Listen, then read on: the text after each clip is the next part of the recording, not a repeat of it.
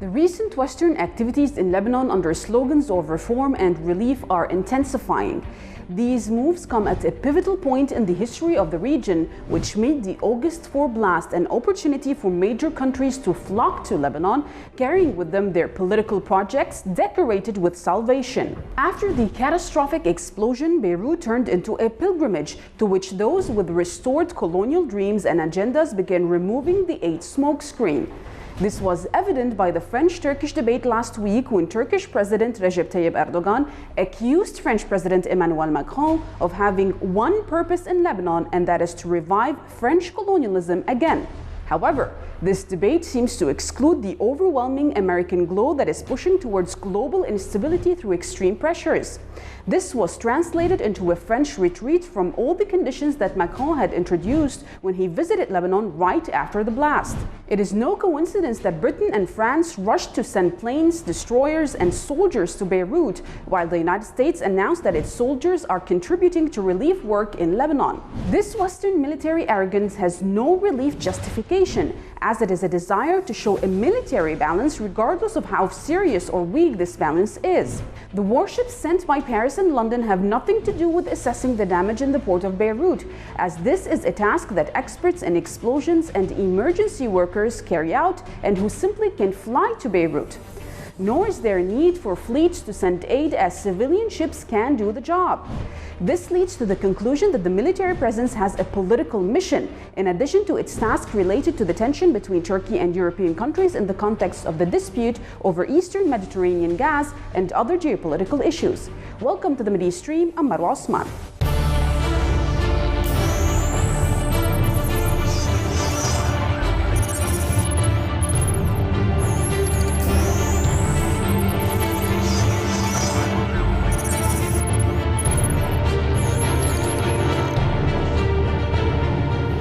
Several European navies have deployed vessels to Beirut port under the pretext of providing disaster relief and humanitarian assistance following the catastrophic explosion at the port of Beirut.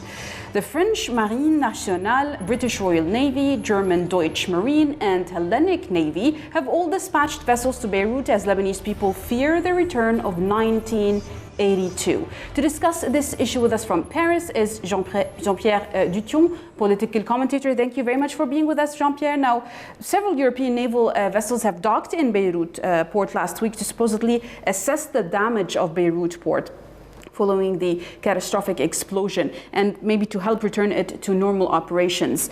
Normal operations in the port need at least $500 million for it to begin actually operating. How are they supposed to do that when Lebanon has no money, and they themselves, who have dispatched these vessels, also have no money to help Lebanon out with these $500 million? I will tell you something. Now it's not about doing something. It's about showing the world they are trying to do something. Like today, we are entering in a period that people are talking and they want to show that they are here. But at the end of the day, as you very cleverly said in your question, like the fact of just being in the port to look at the damages with no cash and no capacity of building anything, it's just a question of symbol. Like now, everyone wants to place himself because, when a country has difficulties, it creates opportunities to other countries. So the fact of sending vessels, for my opinion, and from many politics I talk with in France, it's about just like showing, like, look, we are here. But at the end of the day, as you really cleverly said in your question, you don't need them. You know what I mean? Like, you don't need people coming from outside, soldiers, to see what's happened there. You know what I mean? Like, everyone saw that on TV. You have clever people on the ground just to check. So they're just here to show that they're existing and to show that they're trying to do something, maybe give some water, whatever, like small things, but it will not change anything.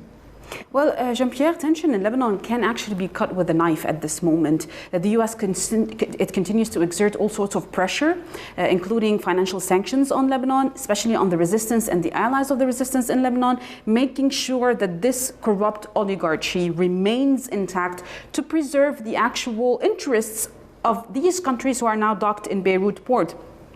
Might this sort of Western naval maneuver suggest further plans maybe to try and force Lebanon under certain international intervention, maybe like the UN Charter 7, knowing that the UNIFIL is already here in Beirut or in Lebanon in general? Don't forget, Israel tried like many years ago to enter in Lebanon, and they found in front of them Hezbollah, and it wasn't that easy. So they know well, you cannot enter in Lebanon and rule Lebanon by force. Like, I think it's one of the few countries in the world, because first you have strong allies, thanks to the resistance. We talk about Iran, we talk about like Syria. So it's not like a country alone, because they have a real like resistance on the ground. Mm-hmm. And second, I will tell you something, like whatever they are trying to do, like to put pressure, at the end of the day, they will have to deal with the population. And the population today is not okay, except some few, crazy people who are like ready to be under a French mandate or whatever. But if we talk about real Lebanese people, what they want is exactly what you said. They want the end of the corruption. Lebanon is a country in which, you don't have proper water in buildings, electricity is coming 3 hours a day. Most of the time, communication by phone are over expensive. Like the garbage issues is totally unreal. You can smell the smell of the garbage from the airport. So this is the real issue they have to deal with. So all the rest, like trying to put pressure or whatever, or trying to try to make Lebanese people, to put out the Hezbollah or whatever, is not going to work. Because like when Syria left Lebanon, we know that after a few months, Israel just tried to enter. So like if tomorrow they are trying to remove the Hezbollah, the Lebanese people, they know well what's going to happen. So because you don't have any Lebanese army. You yourself have lived in Beirut for several years, as you have also lived in Syria as well. And right now in Lebanon, everyone seems to agree that Lebanon is in dire need of help, literally from anywhere and everywhere. Yet no one seems to mention that Israel, just like you said, is taking advantage of the devastating explosion in Lebanon by threatening to target what they called Hezbollah munitions inside residential areas of Beirut, despite the fact that we as people who live in Beirut know that there are no Hezbollah munitions next to the residential areas, but they still threaten to target, maybe causing another massacre. Again, as we said at the first question, I think it's also a question of symbol. Israel, they still now remember what's happened when they tried to attack Lebanon. The fact is it's like a competition of threatenings. They are trying to show they exist, and they are trying to take advantage from this awful disaster, and to show that, we can put the pressure on you. And they are trying to say that to make Lebanese people scared, and to make sure that Lebanese people will go to remove Hezbollah from the political scene, is not going to work. So that's why I'm not afraid, honestly speaking, because Lebanon resisted a lot, and to a lot of things, to the civil war, to the invasion of Israel, to the occupation of Syria. So it's not like they are going to take a piece of cake, It's not like entering for Iraq in Kuwait or something. We are talking about a country with real fighters, with people who are real patriots, and they are not ready to surrender. We are not talking about a country like a fake one, that, designed by some French or American people, and surviving only because of oil, whatever. You have people, they are in the mountains fighting for their soul, for their flag, and for their country. So for me, again, Israel, it's the only thing they still have, it's threatening, because honestly speaking, I can't imagine really trying to, for them, face the same situation they faced when they tried to enter in your country a few years ago. Well, Jean-Pierre, we did hear together, everyone in Lebanon actually heard Hezbollah Secretary General Sayyid Hassan Nasrallah said on Friday that the resistance would wait for the results of a probe into the Beirut port blast, but that if it turns out to be an act of sabotage by Israel, then it will pay an equal price. If it seems that the sabotage theory is now gaining momentum at this point in Beirut, if it were actually Israel, what would have been the main purpose behind such a gruesome attack? I will tell you something. If we talk about business, I don't think Israel have any interest to blast Beirut port, because like we have to understand that it's a real huge spot for the business in the area, and everyone needs this port. Like if you talk about another place, I don't know, like an army, like a camp or whatever, maybe. Like today, I think the only reason why the port explode is for the reason you said at the beginning. Like you have the most corrupted government we've ever seen. You have like people who have not the capacity to treat the garbage correctly. To give you need to have a truck even in Beirut downtown. Can you imagine Beirut downtown? When people see that on TV, they believe like it's New York or Los Angeles, and they don't know that they have their water bringing by a truck. And you need to have another truck bringing water to drink, because it's not the same truck who is bringing the same water. Plus, you don't have electricity. So, like, about the fact of like not having the capacity to stock like in a safe place, because that kind of products, it's unfortunately is a result of years and decades of corruption and of people who really don't care about their country, because you have a lot of rich people. We can talk about companies like IHT who are doing $1 million not paying taxes. So we can talk about a lot of people here in Lebanon, who are not paying taxes. And they are so surprised that you don't have a government able to manage whatever. So if you add a corrupted government and big companies who are not paying taxes, and rich people living outside who are not caring about their country and doing their best to say that they're getting nothing from outside, who don't pay also taxes in Lebanon, you have this result, like a port which is today controlled by people who are not able even to stock properly and correctly, dangerous products. That's it. So Israel, of course, is taking advantage of that. But I will tell you something about this special incident.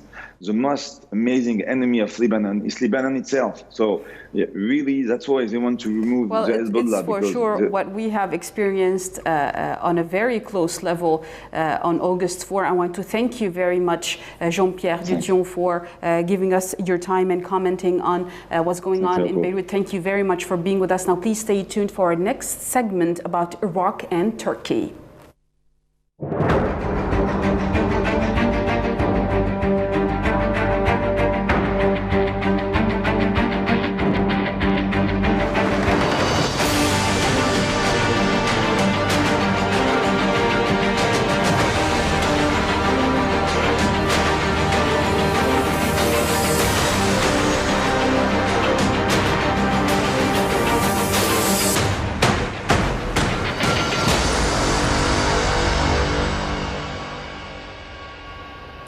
Iraq cancelled a ministerial visit and summoned Turkey's ambassador last week as it blamed Ankara for a drone attack that killed 2 high-ranking Iraqi military officers. Iraqi officials called this attack a blatant Turkish attack against the sovereignty of Iraq in the autonomous Kurdish region in the northern part of Iraq. Ankara and Baghdad's political role in this following report. Iraq's foreign minister contacted his Egyptian, Jordanian, Saudi and Kuwaiti counterparts as well as the Arab League to seek their diplomatic support in confronting Ankara. The Iraqi foreign ministry announced that Iraq has urged its Arab allies to help persuade Turkey to withdraw its troops from Iraqi territory, where they have been raiding Kurdish militant positions. Its comments came after a Turkish drone killed 2 high-ranking Iraqi officers in the autonomous Kurdish region of northern Iraq, amid heightening tensions between Ankara and Baghdad. On Wednesday, August 12, the Iraqi Foreign Ministry for the 3rd time summoned Turkey's envoy to Baghdad to protest against the strike, which it denounced as a flagrant aggression and a violation of its sovereignty. Turkey in mid-June launched a cross-border operation against the Kurdistan Workers' Party PKK, blacklisted as a terrorist group by Ankara and its Western allies.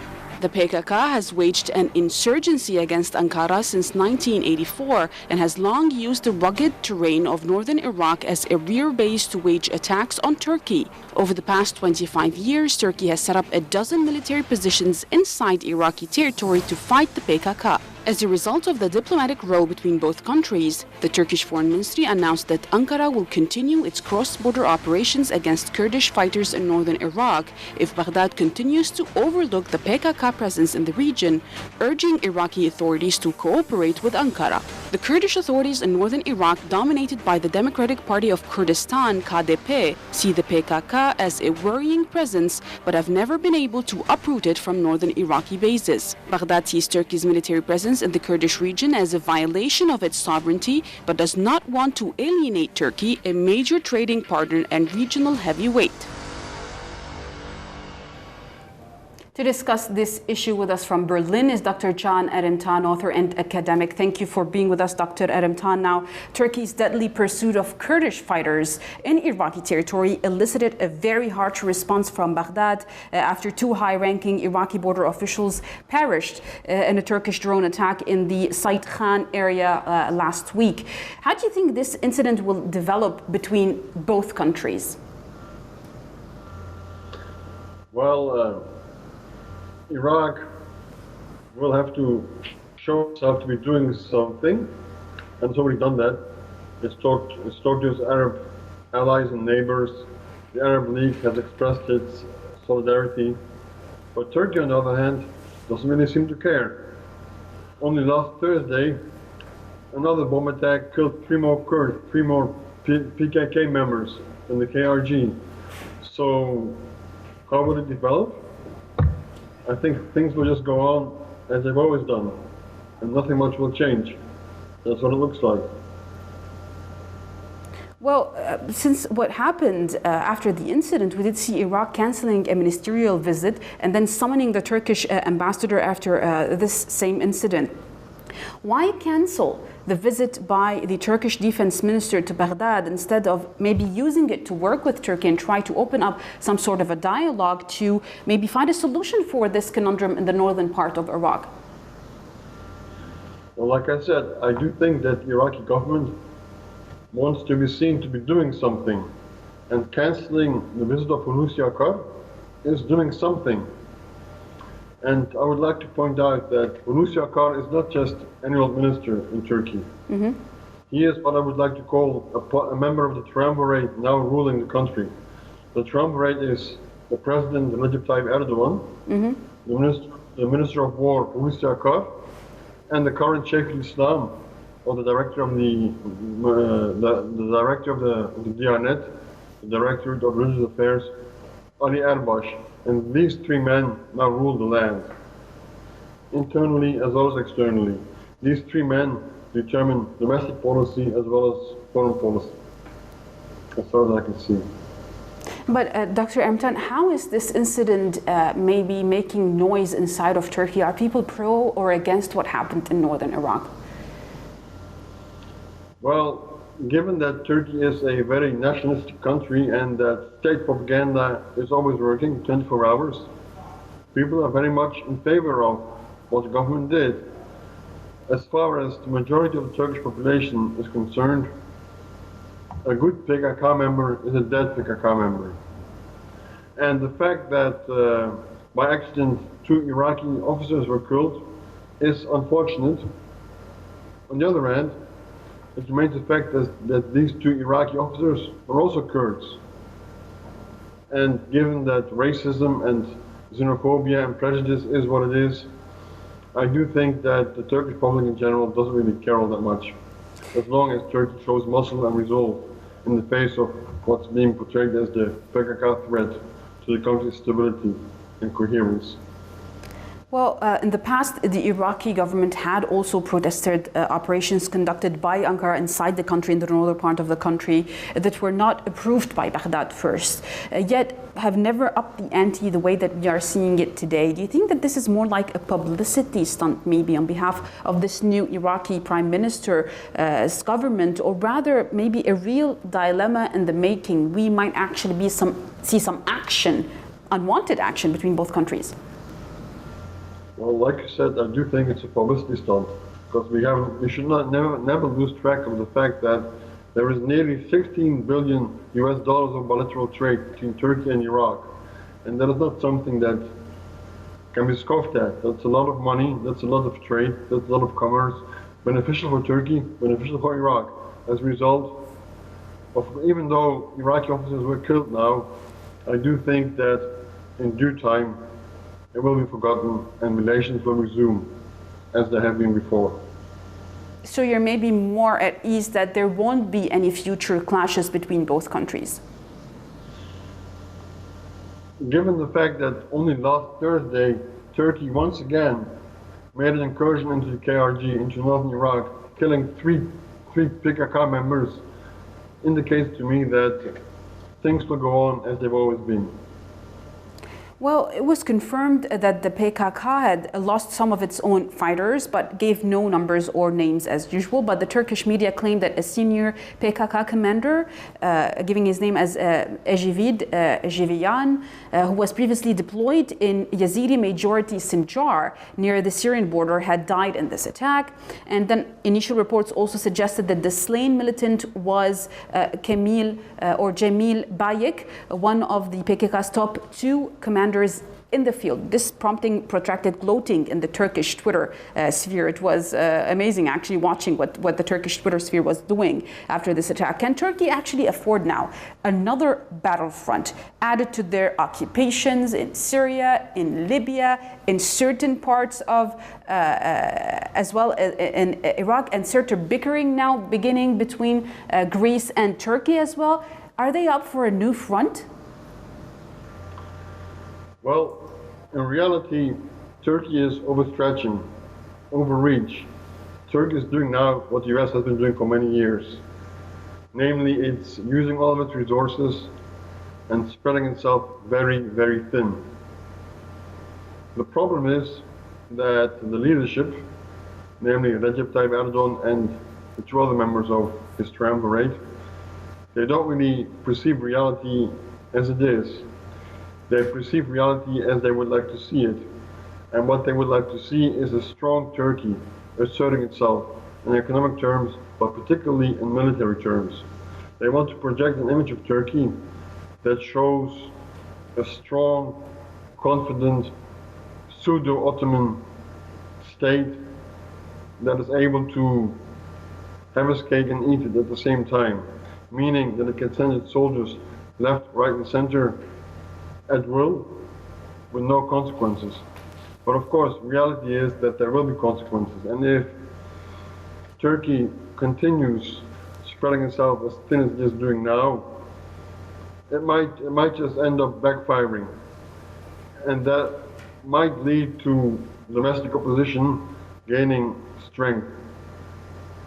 It is a strange conundrum indeed, because reality is what it is, but the current leadership in Turkey has its own reality, a reality that's more akin to its own pseudo-Ottoman dreams, rather than the harsh Turkish reality on the ground. Mm-hmm. So you basically think, briefly, in less than 30 seconds that we have left now, that don't you think that this act by Turkey might actually push Iraq into starting some sort of a pact, maybe, or an agreement with these rebels against Turkey? Like I said, there is a bilateral trade of nearly 16 billion US dollars between Turkey and Iraq. Mm-hmm. And I don't think that either party would like to jeopardize that. Mm-hmm. As a result, I don't think that anything serious will happen between Turkey and Iraq. Iraq will probably not join the anti-Turk coalition that has now been forming in the region. Greece, Israel, even France is now part of that, and the UAE as well, and Saudi Arabia.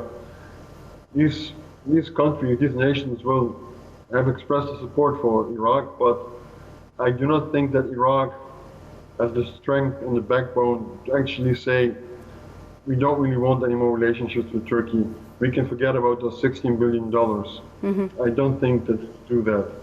Well, I think that the harsh reality on the ground, which is money, will prevail. I want to thank you very much, Dr. John Erimtan, author and academic, for joining us to explain to us what actually happening between the Turkish government and the Iraqi government after the incidents in northern Iraq. Thank you very much for being with us, and please stay tuned next week for more from the Mideastream.